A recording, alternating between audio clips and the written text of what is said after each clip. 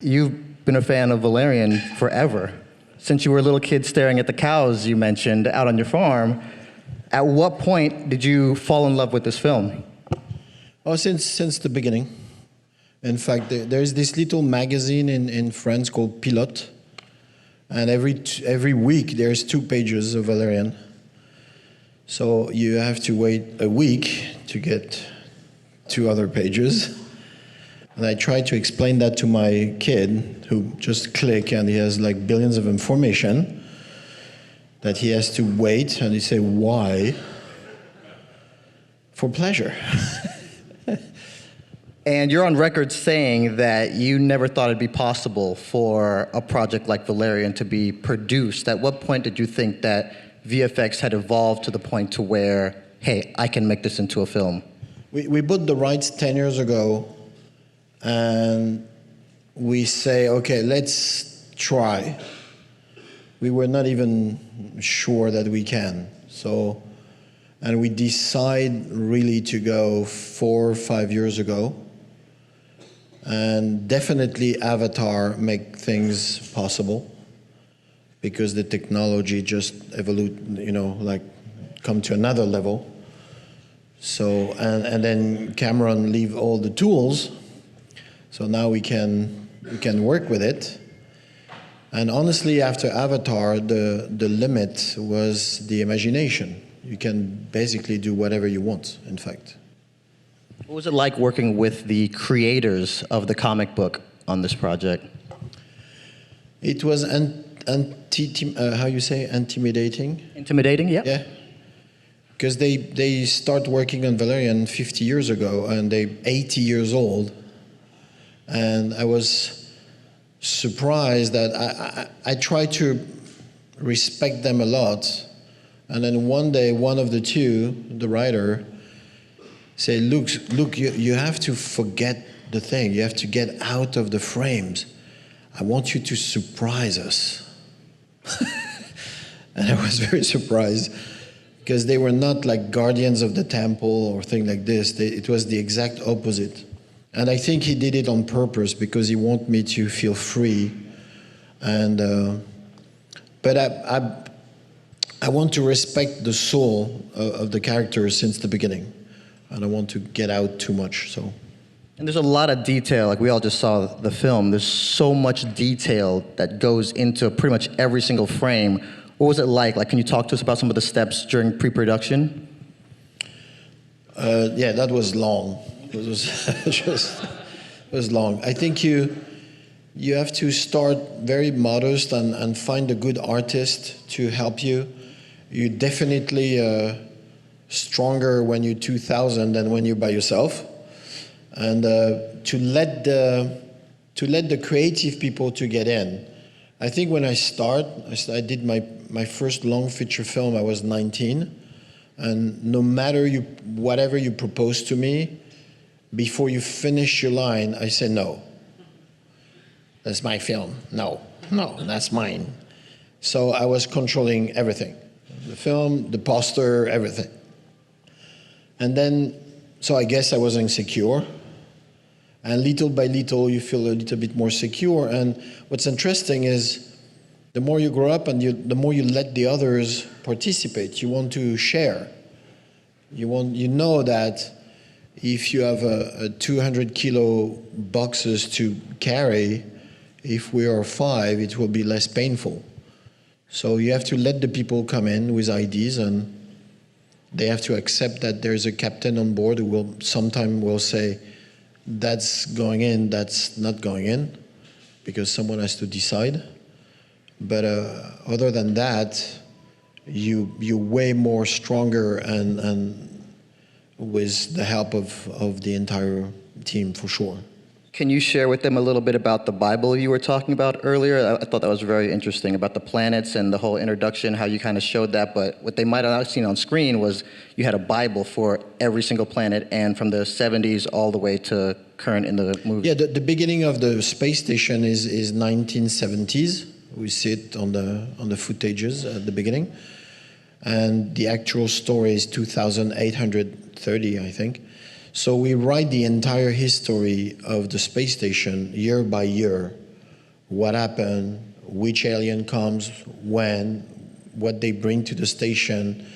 Regularly, they have to change the entire system of communication because like we have in the history, we went from the pigeon to the horse to the phone, the phone to the internet. So we have to reinvent through what we went from 2000 to 2800.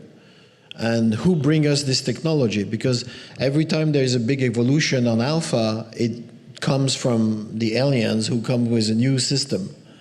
So we wrote that, so it's almost 100 pages. And then each alien that you see on the film, there is also 5 to 8 pages about the alien, where they live, what they eat, how they reproduce, what their specialty. And we have an entire, so at the end it's a couple of 100 pages that I give to the actors. So you have to learn that, and I will ask question to you next week. Pop quiz. They military. They need to know. They need to know with who they're dealing.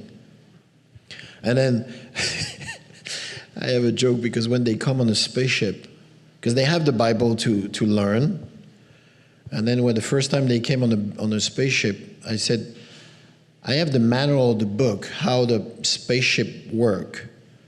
And then Dane say, "You're kidding." And I say, yes, I'm kidding. He was afraid that he has to learn, like the entire notice book, how this thing works.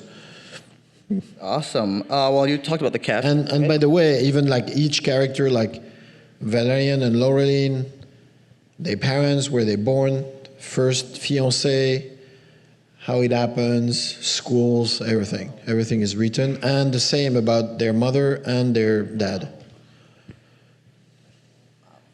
Okay. So casting, can we talk about that for a second?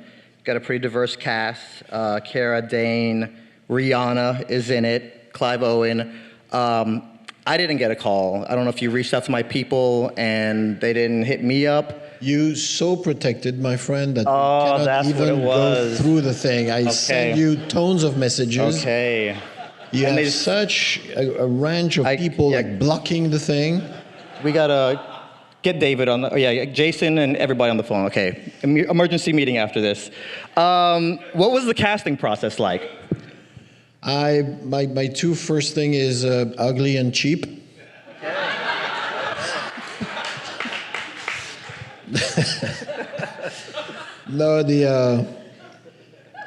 I try, it looks very simple, but I try to find the best person for the part. And I try not to get influenced by, is it worth it? Is it better for promotion? Is it this and that? Because most of the time, and specifically recently, the last few years, I mean, look at this summer, there's a couple of actors who are paid between 10 and 20 millions, and they can't open the film. Right. So, it sounds for me better to take the right person for the part and to trust that. Or otherwise you take an actor famous, but by the time you finish the film, he went through 2 flops and his value is going down. So you never know. So choose the best person for the best part, and you can't be wrong. That's my thing. When you had and honestly, there's a couple of journalists like, did you choose Cara because of their social media thing? And you're like, come on, man. She went through 15 hours of test with me. She cried. I take everything out of her, believe me. And I take so much out that the agent called me and said, Luc, what's wrong? And I said, what? Because she called me, she's crying, and she said that it was the most difficult thing she ever done in her life, and she's crying, and said, no, she got the part, she's good. So that was the process. Is it ever, do you ever second guess yourself when you're going through casting? Because I remember seeing something on Fifth Element where you saw a bunch of girls and you were like, I'll think about it. And then there's another girl in a lobby. You weren't even casting at this point. The girl walked through the lobby and she approached you and she was like, yeah, I auditioned. I didn't get a call back. Sorry about it. And you're like, actually, let me double think that. Are there ever moments where you think, hey, you know, let me just really think about what I'm doing? Do you ever second guess yourself when you're going through the casting because that girl walking through the lobby actually ended up being the girl we see on the screen? So you're talking about Mila. Yes. So it's not exactly, it's almost right. It's not exactly like this. I have an official meeting with her as a casting in New York. She came, she was very nervous, very nervous. She was like over makeup, shiny dress, like this. And the meeting when we were cool and nice, but not very attractive because I didn't see anything coming from her. She was too nervous. So I didn't select her, you know, in the final thing. And then 2 weeks later, I'm in LA in an hotel. I go, there's a little swimming pool. And then guess who is at the swimming pool? Mila. And she's with a jean, a white t-shirt, a ponytail, no makeup, no pressure. And then say, oh my God, you're here. And then we took a tea. And after an hour, God, everything she was giving me was very interesting. And I said, what are you doing the next hour? And she said, well, nothing. I said, do you want to go and we film, we do some tests? She said, yeah, okay. So I took my little camera and we went upstairs and I pushed her for 2 hours, you know, like exercise. Then she started to cry again and then at the end I hire her. The footage is out there. If you guys want to see that, the footage is out there for you guys to watch. So let's talk back a little bit about Valerian. It's very bright, very vibrant. Most of the sci-fi stuff that we're used to seeing, aside from Back to the Future 2, very dark, humanity hates everybody, blah, blah, blah. Do you intentionally go that route? Like, are you trying to give like your voice into, hey, I want humanity to be like this. I wish it was kind of like that. Is that what you're kind of subtly saying? Everything on the film is on purpose. Okay. There's no hazard. No, I think it's very strange because we know the past and we dealing with the present and we don't know about the future. It's a white page. So why are we writing something so dark when in fact, I'm not saying our future will be for sure colorful and peaceful, but at least we can write it and then we can try to make it this way. And maybe we will lose on the way, but why to start right away by saying it's dark, it's raining, and the hero doesn't know what to do and what to think? And man, come on, you're a superhero, you have superpower, enjoy it. Just go, have some fun. Put some colors. And that saturation way up. So it's just that, it's just the envy of but it's a reaction of a moviegoer. I want to see my future colorful, funny, and bright, otherwise I'm gonna kill myself. Can you talk a little bit about what made you want to be a director slash... I don't know what else to do. Was there a movie you saw and you're like, you know what, that's what I want to do? No, not at all. It's not a film at all. It's the, okay, to go back just a little bit, I want to be a delphinologue, which is taking care of dolphins. That's what I want to do since I'm 9 years old. So I'm diving, my parents are divers, and I want to spend my life underwater with dolphins. That's it. It's very simple. And take me a while to figure that I don't have a fin or anything. And then one day I have a small accident diving, and the doctor, who was actually very bad and not very psychologically trained. I was 17 and he said, oh yeah, you will never dive anymore in your life, bye. And you're just 17, you know, and it's a big shock because you say, I don't know what else to do. And so I was kind of lost for a couple of months. And I really honestly don't know what to do. So I was in boarding school, so my parents were not there. And there's one day where I took a piece of paper and I put a line, and I put on the left what I like, and on the right what I don't like. And that's the first time in my life where I realized that on the thing I like, there's a lot of creative things. It was almost only creative. And I was surprised because the creativity for me was just like, that's all I like, and I was not paying attention too much. But in fact, I started making pictures when I was 13. I started writing at 14. I was playing in show at school since I'm 12. There's lots of things that were very creative. And I say, okay, creative, what can I do? Actor, no way. Painter, I'm not good. Dancer, forget it. Singer, oh my God. So, and the last thing left at the end of the list was director or film. And I said, let's try to find a shooting, so at least I can be on the set just to see how it's working. So I was not even really aware of things. And a friend of a friend knew someone who was on a short film.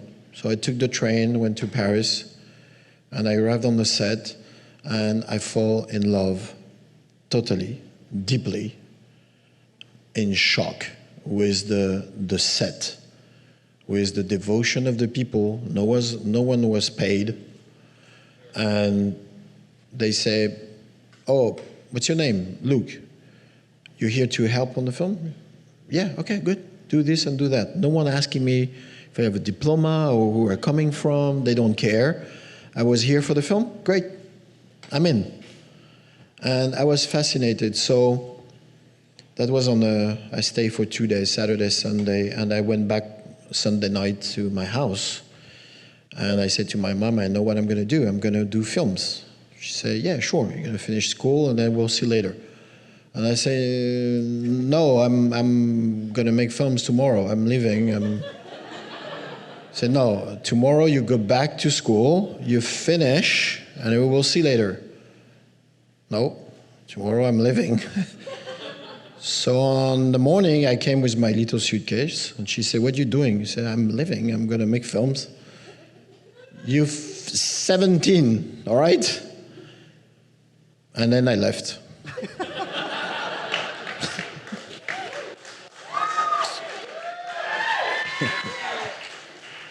And we were living at 11 kilometers from the train station. I said, can you bring me there? He said, oh, you're so clever.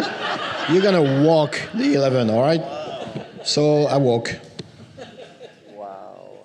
That's impressive. No, it's not impressive. There's no choice. I was so trapped that that was my only escape. I was looking at that like a surviving thing. So, and I became very quickly the best assistant for sandwiches and Xerox. I was so good. Best guy for coffee. I know every technician. I know how many sugar. I know how they like it. So let's fast forward a little bit from then to maybe present day, a little bit now.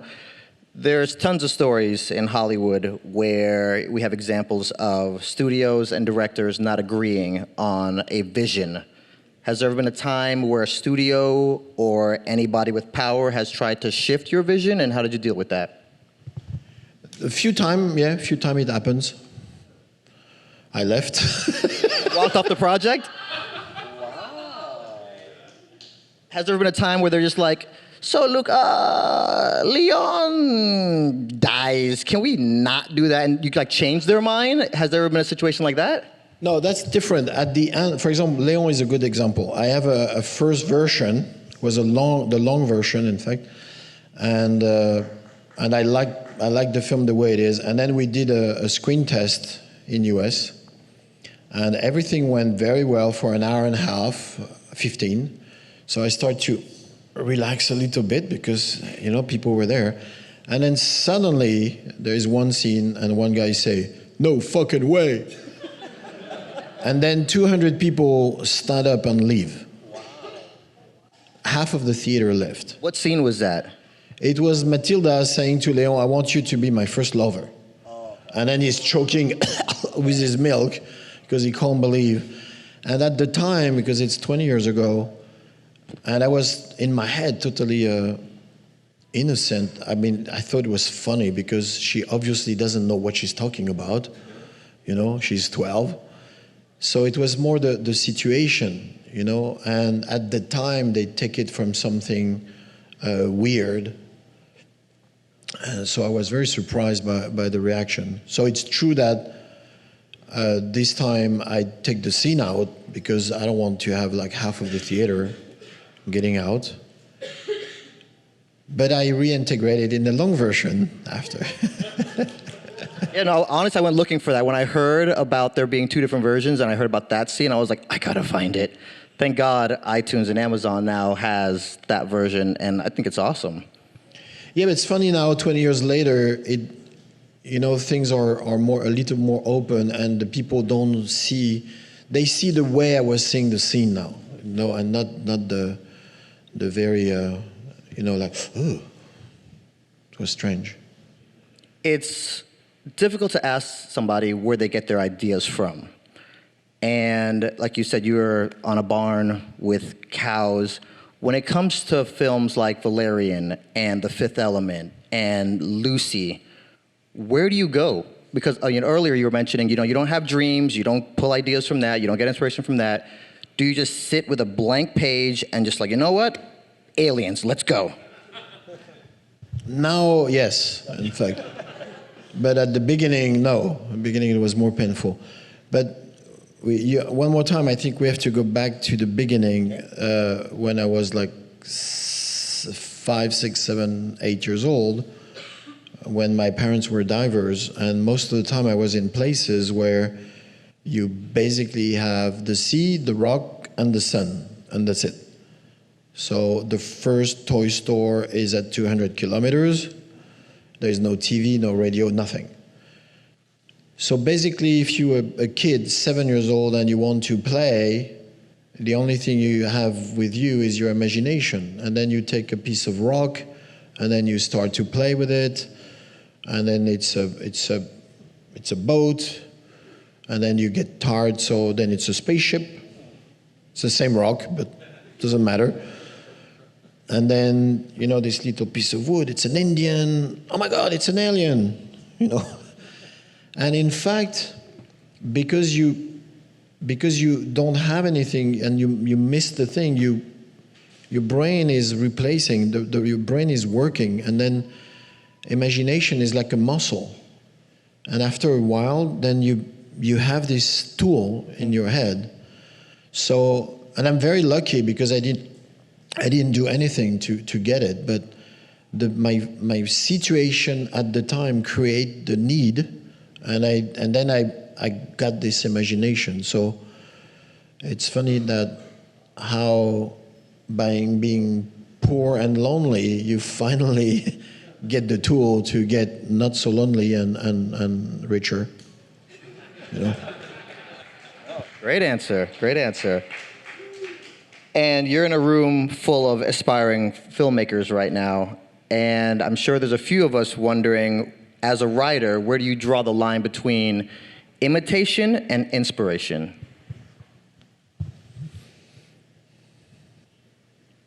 I think the best food is not films, for sure. I mean, I'm against like watching many films, because after that it comes inside your blood, and then you don't know exactly if it's from you or if it's an unconscious mix of things, and a film is already digested by somebody else. So you're re-digesting something who has been digested. So it's like a family when they get kids between themselves, you know, cousins, and at the end it's just monsters. Yeah. You know someone? No? So I think the food come from outside of the cinema. The food come from the street, from everywhere. The nature, the forest, the trees, the people. Sit on a bench for half an hour, and you will have hundreds of stories passing in the front of you, for sure. Just open your skills, your skin, your eyes. The food is everywhere. Everywhere. I'm gonna, you want a small story? Yeah? Yeah, let's go. You have nothing to do? It's good? Oh, we're good. Yeah, good. For example, a long time ago, I'm in the street, it's July, it's very hot in Paris, I'm walking, and on the other way, there's this man passing me. Very tall, very big guy, a hat, dark glasses, 2 satchels. And the guy just passed. And when he passed, I said, we're in July, why he has such a coat? He has a coat for winter. And strange. So, and I turn and the guy get inside a building. So I follow the guy. And then the guy go in the courtyard, he take a stairs. So I take the stairs, I follow the guy, and then I start to think, what is in the satchel? And it's noon. It's very strange. And then I lost the guy somewhere, I don't know where. And then on my way down, I hear 2 gunfire. And then I start to think, say, okay, so the guy is a killer. What is in the satchel? And maybe he wants to kill someone. So maybe there's acid, in fact, in the satchels. And then maybe he's going to dissolve someone. Where will dissolve someone? Oh, in a bathtub. In a bathtub, because then you don't have traces. So that's how it works, in fact. So that's Léon, in fact. That's how it starts. Okay, so let's talk a little bit about Leon, just for a quick second. That ending, I was a little kid when I first saw that movie. How? I remember thinking, Gary Oldman's outside, every floor has SWAT, there's no way he's making it out. There's no way Natalie Portman's making it out. They're not gonna get out of here. And you say you write everything by hand, so I'm really trying to think about how, because when I'm writing, I might have an end scene like, oh, let me change this, and I'll go back and I'll type, and then I can move things around, but you're doing it by pencil, so props to you on that one. How did you work that ending? Did you say, all right, so he's trapped up here, how do I get him out? Or he's gonna get out like this, now let me reverse engineer on how I tell that story. How did that ending all manifest? Okay, so at the time, just before Léon, I tried to set up the fifth element. Okay. So the fifth element was on the studio waiting for an answer, and they asked for 2 weeks delay. And I don't want to wait for 2 weeks. So to think about something else, I start writing Léon, and I write it in 14 days, in fact. And I was almost finished. And then they finally say no for the fifth element. And I worked almost 2 years prepping the film, and I was very mad at my producer at the time, very mad. And believe me, the end of Léon, I was mad. I was mad. So the first ending, he's dying, she's dying, everybody's dying. Gary Oldman dies. Kill all these fuckers. The plant's gone. I kill everyone. And that was my ending. That's it. So I give it to read with my friends in Paris who helped me, and everybody was saying, "Oh, it's nice. It's cool. And I don't pay attention. And then my dad reads it, and he say, "It's cool, but is it really what you want to say to people?" So what do you mean? That there's absolutely no hope and everybody die at the end and that's it? Like it's dark?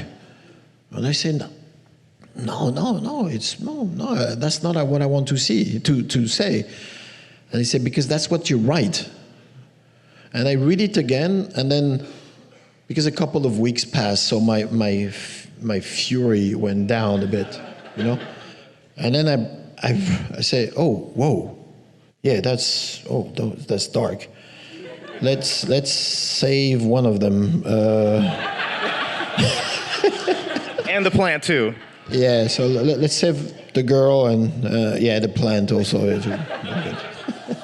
So that is how is the ending now.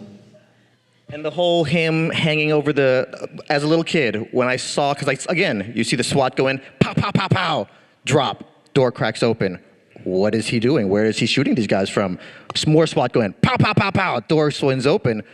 This Leon guy is a genius, or he's a ninja or something, like what's going on? Where did you get the idea of him hanging over the door? Where did that come from? It's when you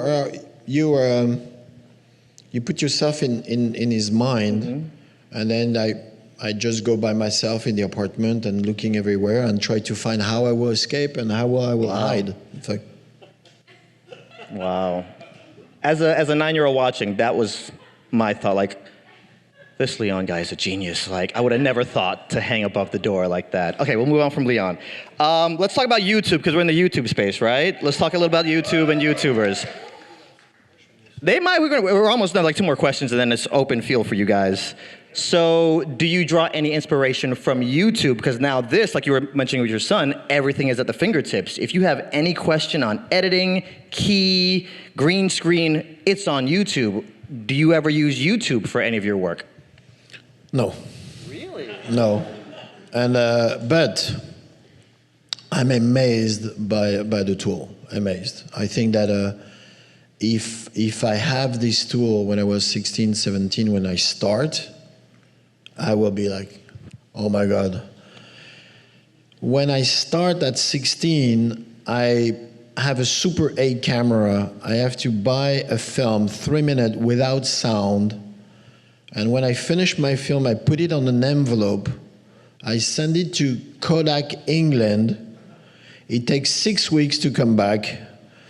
And then I have to put my 3 minutes here, and I have to turn it by hand, so you have to find the right movement, otherwise the guy is like, ooh, ooh, ooh, looking like this. And that's all I have. So 3 minutes without sound, it's 6 weeks. And today, you can learn everything, you can have all the advice with one phone and one program for editing, and then you take music on anywhere. And I'm amazed. You can do an entire long feature film now with a phone and a computer. And the young people are so lucky, because nothing to stop them. And you don't need money so much. You can take the phone of your friend and your computer of your friend. Don't tell me you don't have a friend with a phone, come on.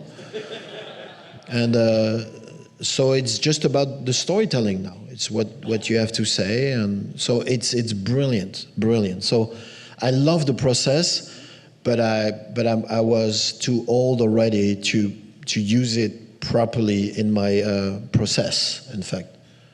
How do you think you would have used it? Do you think you still would have pursued the film career, so at 17, instead of being like, Mom, I'm out, like maybe, Mom, I'm doing YouTube full time, and then I'm out? Do you think you would have probably used it in your progression as you evolved as a storyteller?